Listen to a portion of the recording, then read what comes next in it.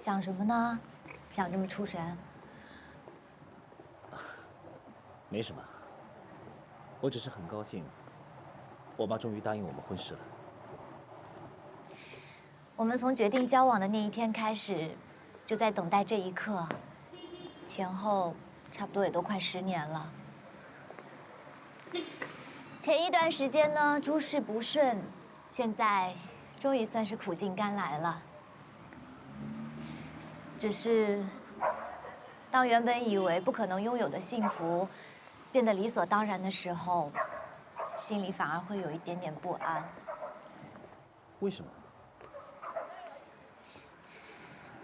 因为害怕失去啊，得到了又失去的感觉，比从来都没有拥有还要痛吗？你不要胡思乱想这么多，不会有那么一天的。我知道，你又要跟我说会一辈子对我好的，是不是？啊，对了，上次我不是答应你要重新给你织一件背心的吗？已经快织好了。上次呢没有穿上，这次说什么都要在开幕式酒会那天穿上。好啊，我先回去了，明天还有很多资料要看的。好啊，拜拜。拜拜。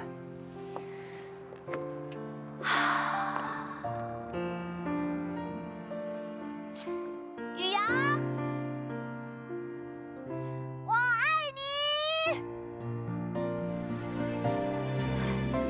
你放心，我一定会对小妈妈好的，就像对我自己的妈妈一样。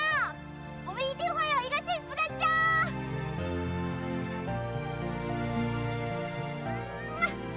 拜拜。拜拜。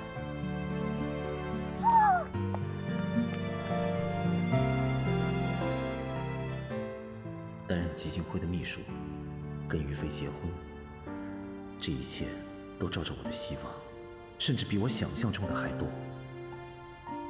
为什么我却没有开心的感觉？总觉得我的人生不应该只有这样。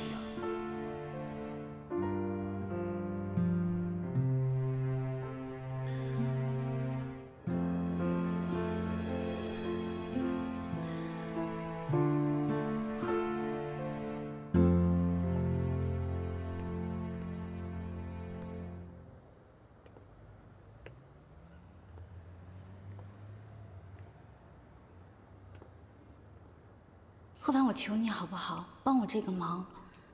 于飞的幸福真的就在你一念之间了，你知道吗？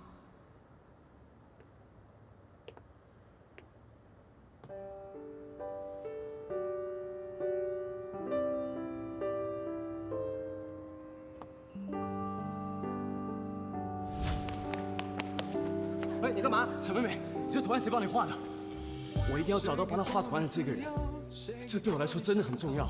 都是拥有，都别丢走。我找你整整15年，你知不知道？自作自受，那些日子总会。我知道你就在附近，你总说在。那为什么总是找不到你？你会笑着为什么？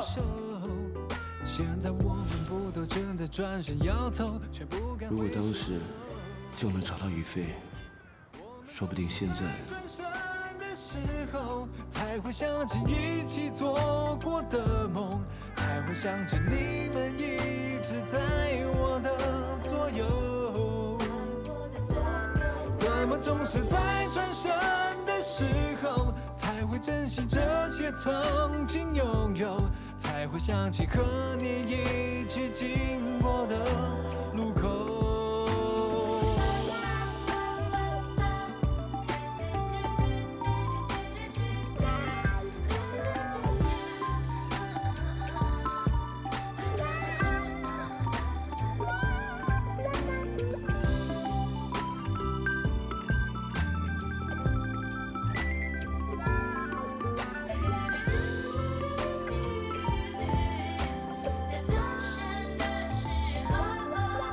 总是在转身的时候，才会想起一起做过的梦，才会想起你们一直在我的左右。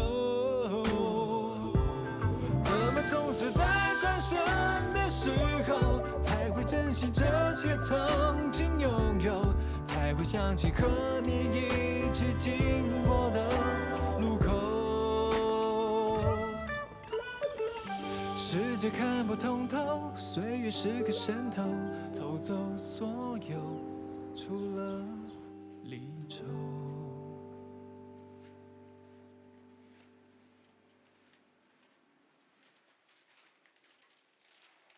主任，我走了。好，忙去吧。啊，小李啊，这块整理一下啊。好，进去自己忙自己的吧。啊。哟，夏秘书来了。主任，这是？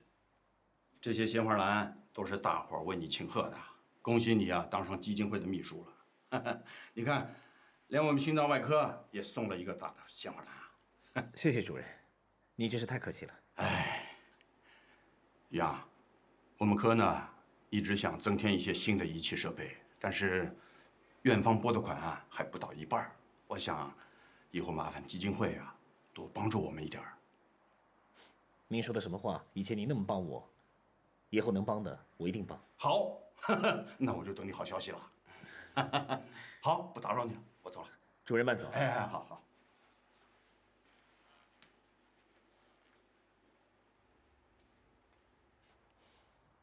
这些人，雪中送炭的没有，锦上添花的一个也不少。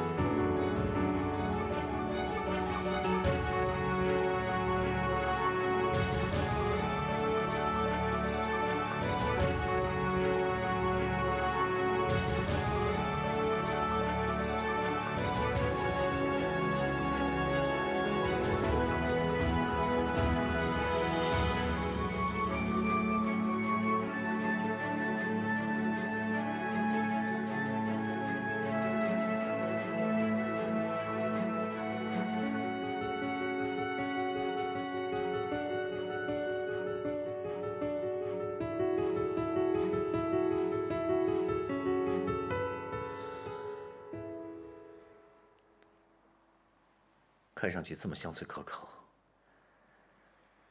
难怪尝过的人都忘不了这份滋味儿。来来来，吃水果，这都是那些个巴结奉承的人送的。但是我不会上当的。进来一下。夏秘书找我有什么事？帮我把这些花送回去，告诉送花的人，他们的好意我心领了。还有把这些水果送到儿童病房，就说是基金会转送的。好。还有，以后不许再收礼了。我们基金会做事完全按照规矩来，没有后门可以走，听到没有？是。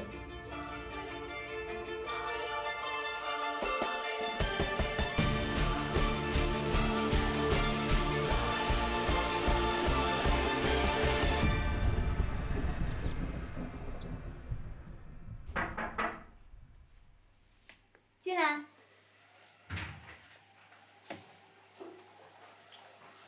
姐，你找我呀？小伟来，姐找你聊聊天。怎么了，姐？小伟。啊？学校申请的怎么样了？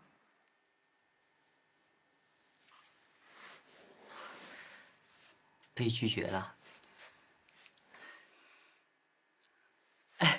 哎，姐，你不用替我担心，我早就料到结果会是这样了。毕竟我这成绩烂得一塌糊涂，要别人相信我好好念书是挺难的。不过没关系啊，大不了我去考雅思就是了嘛，那个说不定一下攻下牛津、剑桥的，让大家大跌眼镜。小伟，姐希望你进安正。我的眼睛看不见了，没有办法帮爷爷了。虽然说爸已经进公司了，但爸毕竟年龄大了，我怕他迟早吃不消。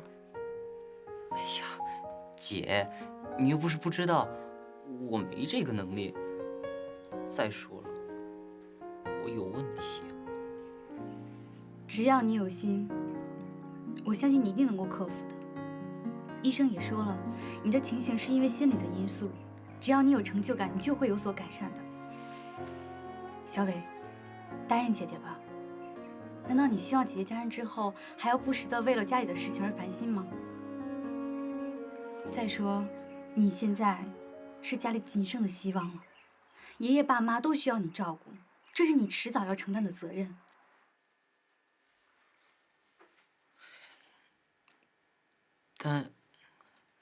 但就算我肯，爷爷肯定也不会同意的。爷爷他同意了。自从我的眼睛看不见以后，你就开始变得成熟懂事，帮了家里不少的忙。这一切爷爷都看在眼里，所以我一跟他说，他就同意了，而且他还对你抱了很大的期望。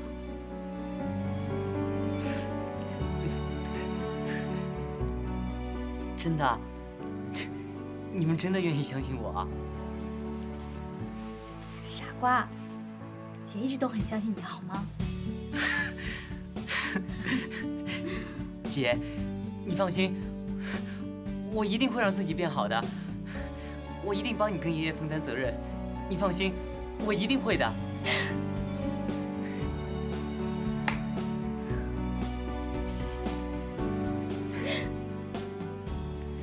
太好了，姐可以放心嫁人了。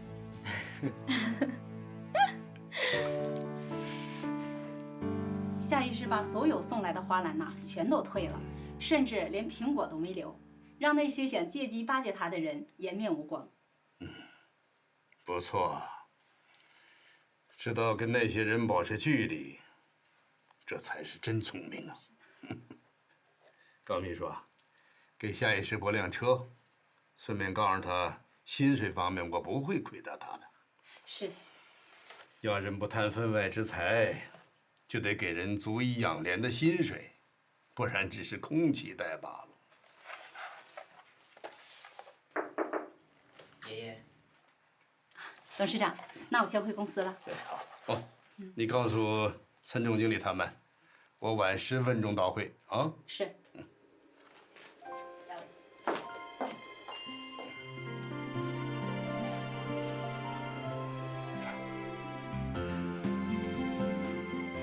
你姐姐都告诉你了，你要有个心理准备，我很严格的。我知道，爷爷你放心，我会努力的。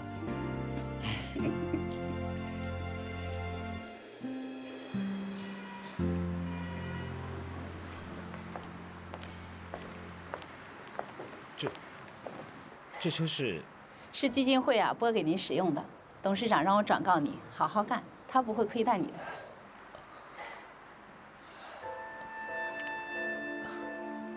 帮我谢谢杨董事长，还有请你转告他，我不会让他失望的。好的。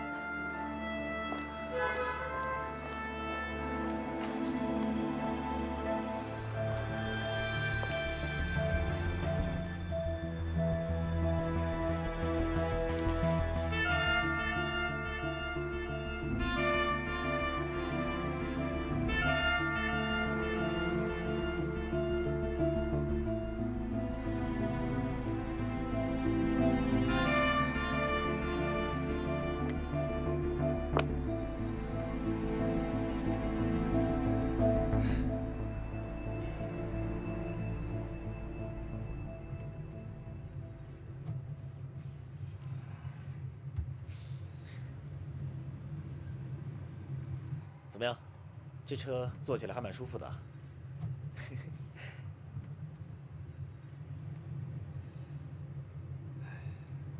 你看这些，坐在公交车上面的人，挤得跟沙丁鱼一样。我真的很难想象，到今天早上为止，我还是过着那样的生活。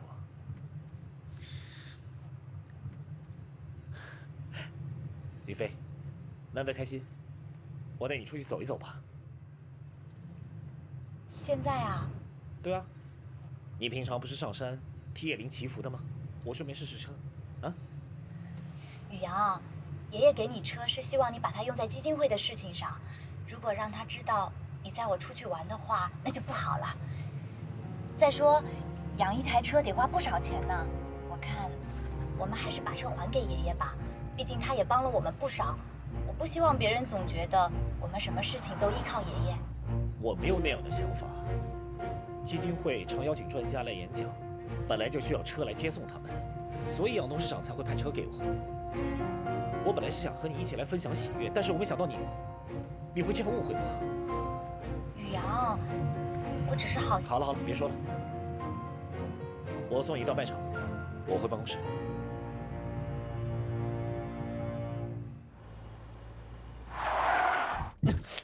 找死啊！就是这种人，难怪急诊室一天到晚有人被车撞。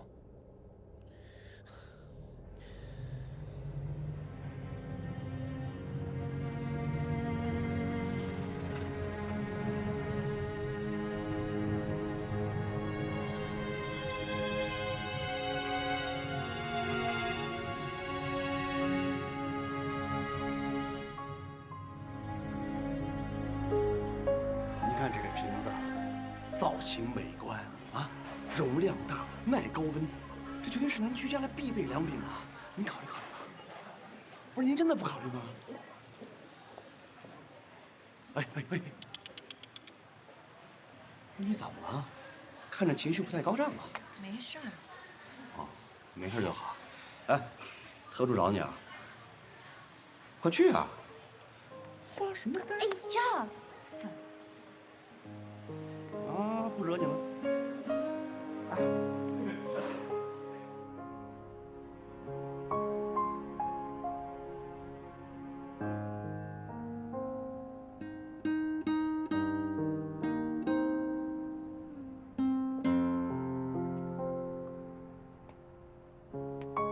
特助，你找我？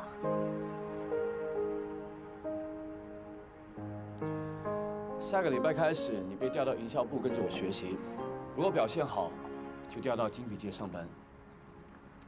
为什么？因为你聪明勤奋，我们需要培养干部。可是我都没有上过大学，公司不是规定，如果要当干部的话，必须是大学生吗？因为你对卖场有功劳，我希望可以让卖场员工都知道，只要对卖场忠心，都能够受到重用。这理由够充足了吧？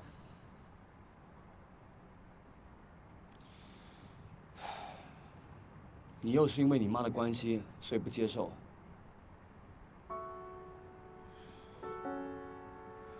于飞，上次你说你妈不喜欢你设计鞋子，但现在只是把你调来营销部上班，难道这样也不行吗？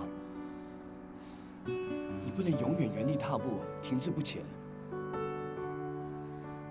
你明明知道我心里有过不去的地方，你为什么还要勉强我？我本来以为你可以理解我的想法的，没想到你和其他人一样。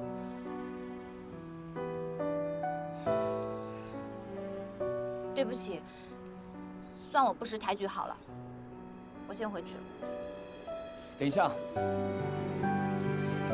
你不用急着做决定，我给你几天的时间考虑，想好了再告诉我。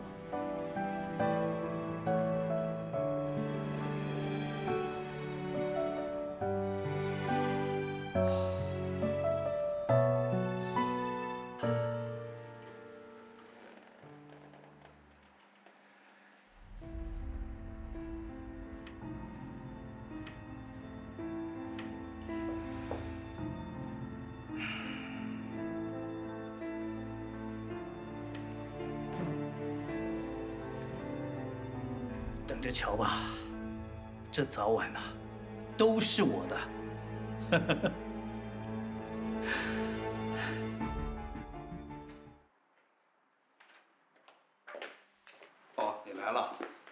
经开完会了。我刚刚吩咐下去，他们在给你办理生日礼事的事儿呢。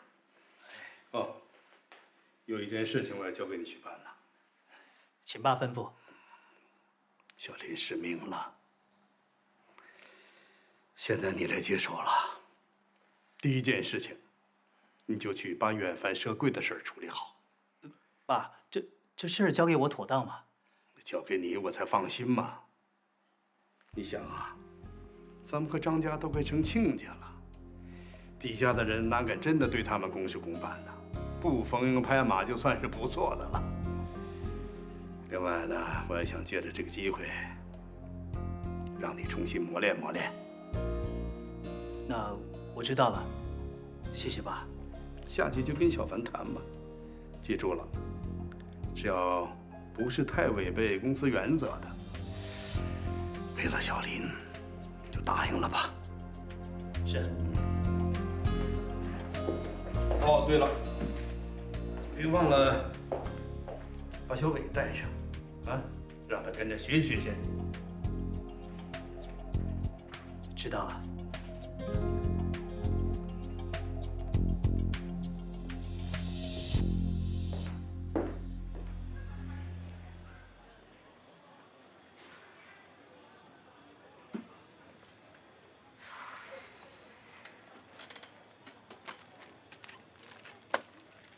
爸，你放心吧，我一定会用心的，绝不会让大家失望的。对，这么想就对了啊。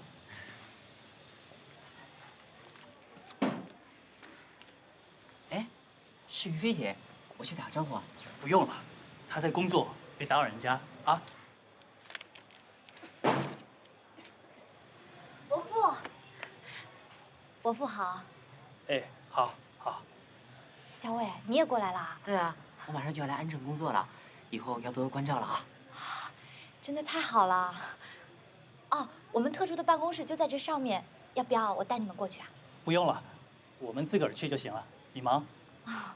哎，那你们就顺着这条道，然后走到最后面那边右拐，上电梯，我们特助就在最上面。知道了。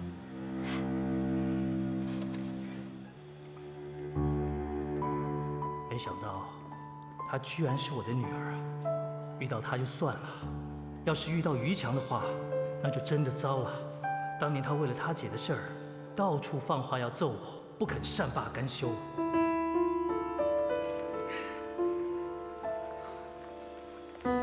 小伟，走这。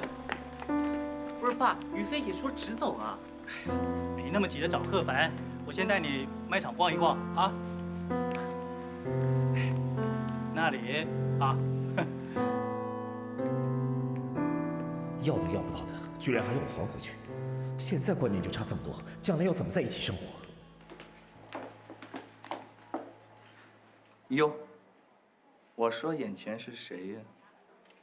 原来是最近医院里猩红姹紫的基金会秘书夏雨阳，夏先生啊，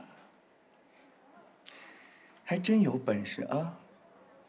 才刚被医院开除，立刻就找着个更高、更好的位置。教教我，怎么办到的？周总医师真爱说笑，您自己就是个中好手，哪需要人教啊？我还记得去年，你的医师评鉴报告里连好都称不上，就因为你攀上了副院长的千金，今年不但拿了个优等，甚至还当上了总医师。夏雨阳，怎么了？我说错了吗？如果我说错的话，你可以反驳我，甚至你可以在开会的时候让我不好过。这种公报私仇的事，不是你最擅长的吗？可惜，我现在主持的会议，都是主任级以上才可以参与的。凭你一个小小的总医师，是没有资格参加的。加油！好好奋斗个10年8年，说不定未来我们还碰得到。夏雨阳，你真以为你现在的地位牢不可破？不过是靠你女朋友的好朋友而已，嚣张什么？提醒你，女人的友谊向来不牢靠，跟天气一样说变就变。我等着看你从云端跌下。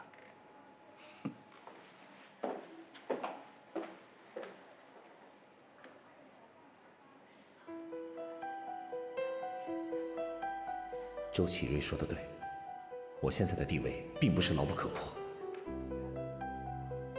现在不能跟于飞搞得不愉快，得先稳固好一切才行。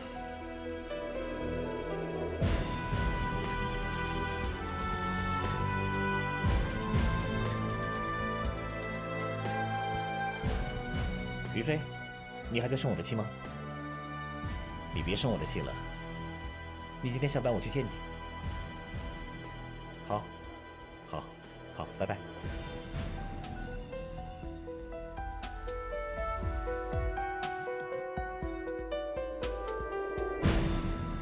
特助说他会给我时间考虑的，你觉得呢，于洋？我觉得他的提议还不错，你不应该拒绝他。但你要知道，他会这么做是因为叶林，要不然他怎么会这么好心帮你呢？你别这么说他，特助人其实挺好的。我也不是不清楚这一点，可是我们已经给叶林造成很大的困扰了，现在怎么好意思连我的事情都去麻烦他呢？更何况，那个职位是要有大学学历的人才能担任的，要是我现在这样去的话，到时候发现自己胜任不了，那岂不就更惨了？也会给叶林丢人的。有学历有能力，那又怎么样？你看我就好了，一点用都没有。于飞，现在这个社会，有身份有背景才是最重要的。我相信人真的要有真才实学，才可以让别人信服。就比如说你啊，要不是你懂医术，做事又认真，爷爷也不会这么重用你。你又说错了，董事长会用我，是考虑到你跟叶玲的关系，而不是我的能力。宇阳，好好好，这件事情你就自己决定吧。我真的很不想我们每次见面都在吵架。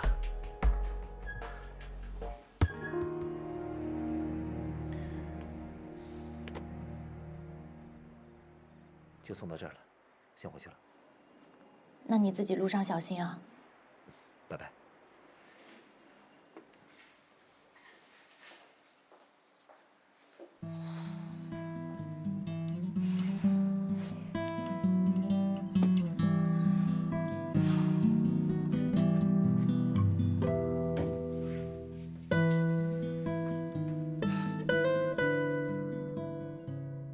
爸要我负责卖场社会的事儿，可是于强跟于飞都在那儿啊，这抬头不见低头见，迟早会出事儿的。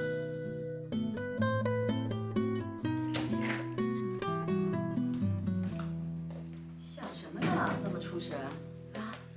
是不是又在打什么鬼主意了？你在胡说什么啊？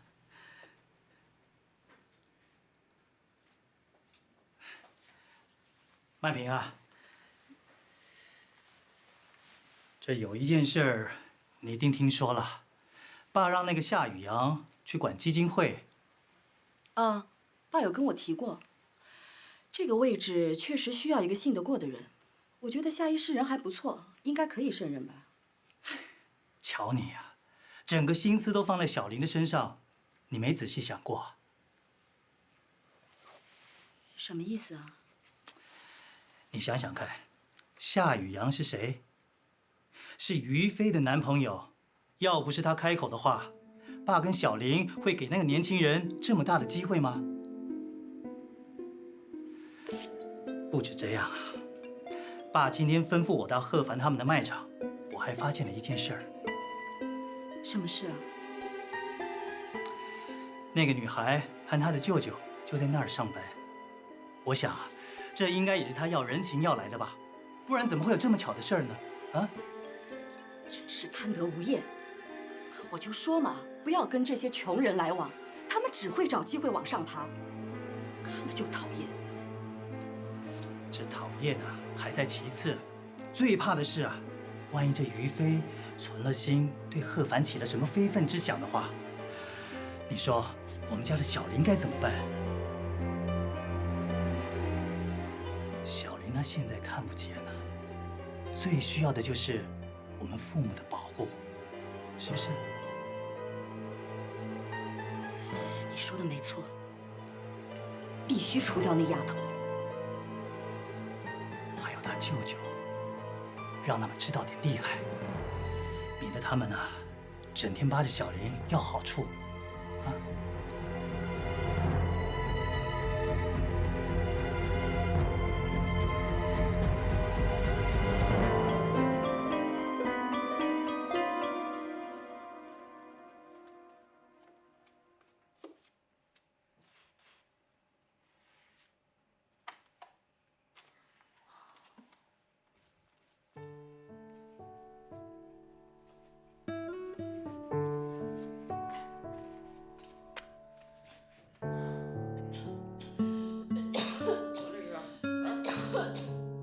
好好的就咳嗽上了，来，好点没？哎呀，可能是天气的原因吧，没事的。好点没？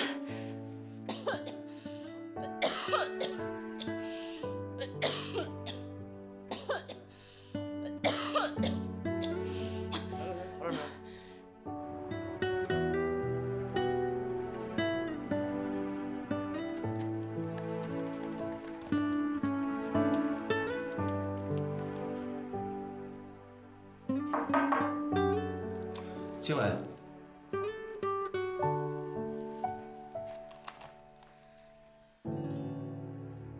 特助好。考虑好了？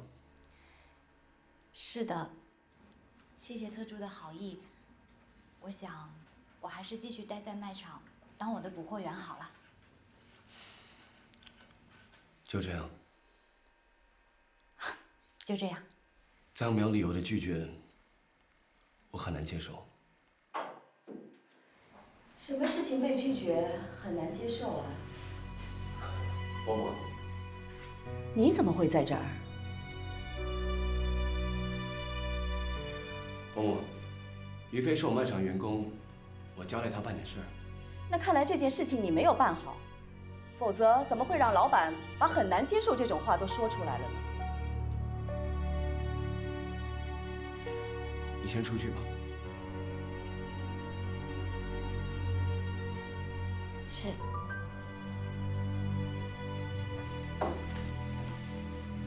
伯母，请坐。不知道伯母今天突然来，有什么事吗？家里有些东西要买，所以过来逛逛。既然来了，有件事情我想麻烦你。请说。让于飞那丫头辞职，离开卖场。为什么？因为那丫头心机很重。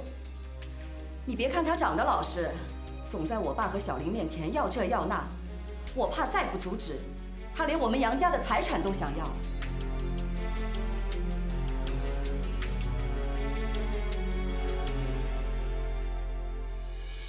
贺凡，她不过是个小小的补货员，让她辞职应该不困难吧？伯母，要是你要求我其他事情，我一定能够照办。但于飞，他对我卖场有功，这是全体员工都知道的事情。如果没有正当的理由，恐怕我没有办法把他轰走。只要有心，找个理由应该是很简单。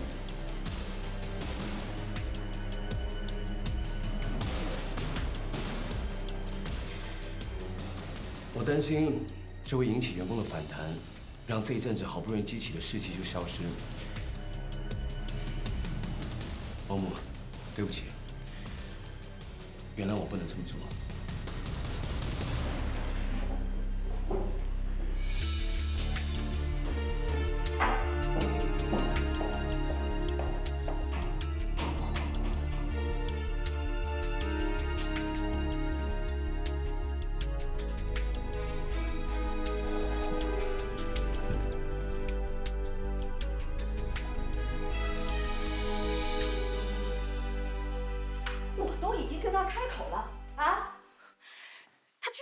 拒绝我，他到底有没有把我这个丈母娘放在眼里啊？曼萍啊，这件事儿真的不太对劲。什么意思啊？照理说，贺凡巴结你都来不及了，但是现在呢，却为了一个小女工硬是跟你卯上了，说这是为了员工士气，这也未免太过牵强了吧？你说啊，会不会是这个于飞已经缠上了贺凡，所以贺凡才会这么护着他？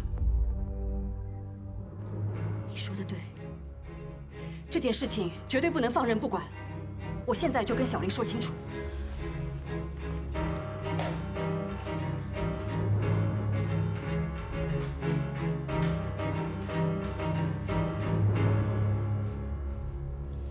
妈，你想太多了，于飞他不是那种人。宝贝，知人知面不知心。妈刚到贺凡办公室的时候，就看见那丫头在里面，这孤男寡女共处一室，像什么话？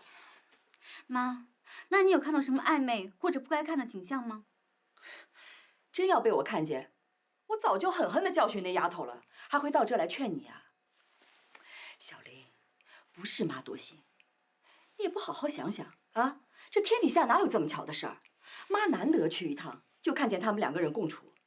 你说，这一个是高高在上的卖场小老板，一个是小小的搬货员，有什么事儿能让他们两个人在一起说的？妈，是我让贺凡去找于飞的。你？为什么？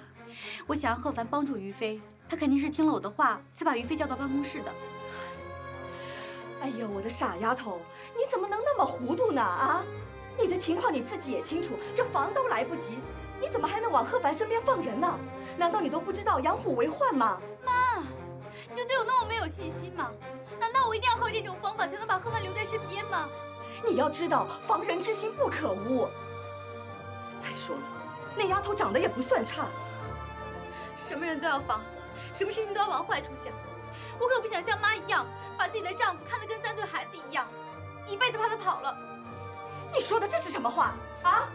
好了好了，好了，母女俩有话好好说嘛，不用吵的啊。是我要跟他吵吗？啊，你听听他刚才都说了些什么？我处处替他着想，他倒好，居然不领情，还为了那个丫头跟我吵架。在他心里，我这个当妈的都比不上他那个朋友。妈，这根本就是两回事嘛，怎么能放在一起比较呢？况且于飞跟于洋那么相爱，你让我怎么相信你说的话呢？行，随你，别将来被我说中了，再来后悔没听我的。曼萍，曼萍啊！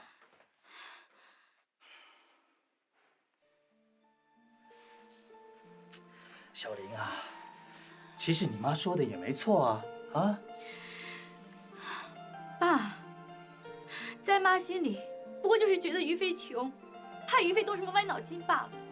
我是绝对不会相信妈说的话的，我更不会同意妈逼贺凡把于飞赶出卖场。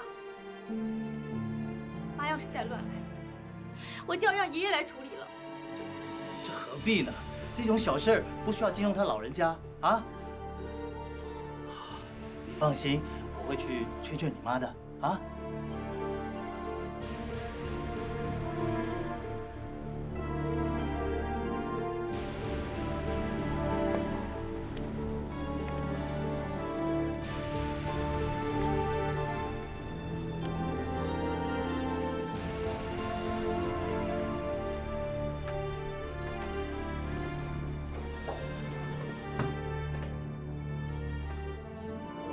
看来我不能再利用曼萍赶于飞他们离开了，不然小林是真会告诉爸的。我得另外想个法子。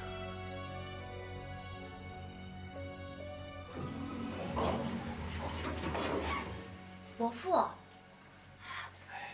伯父，您又跟我们特助来谈公事啊？哎，那您怎么会坐这个电梯呢？很少有客人坐这个电梯进卖场的。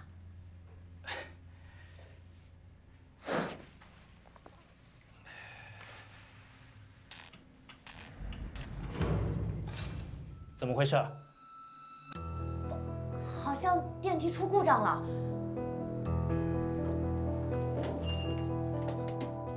有没有人啊？我是安正集团的叶董事，快找人来修理电梯。有没有人啊？伯父，您先别紧张，已经摁了那个紧急按钮，应该一会儿就有人过来了。您稍等一会儿吧。哦，我没有关系，我无所谓的。